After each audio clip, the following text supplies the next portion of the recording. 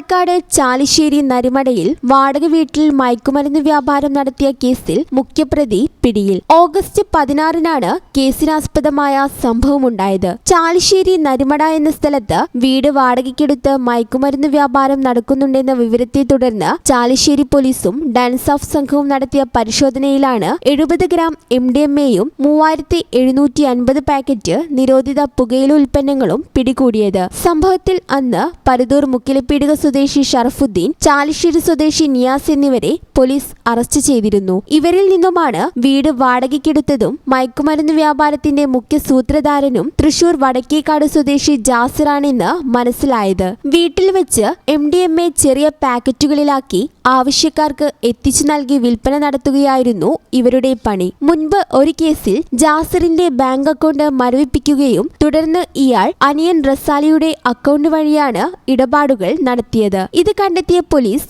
അനിയൻ റസാലിയെ അറസ്റ്റ് ചെയ്തിരുന്നു.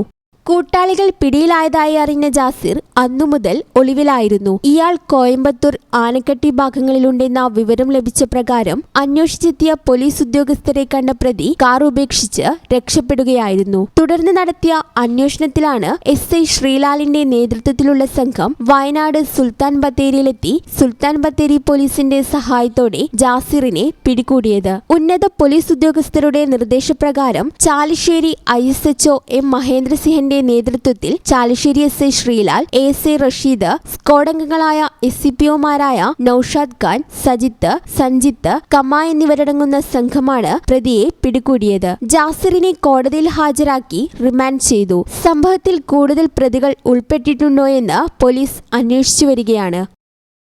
ഈ ചാനൽ ന്യൂസ്, ചാലിശ്ശേരി.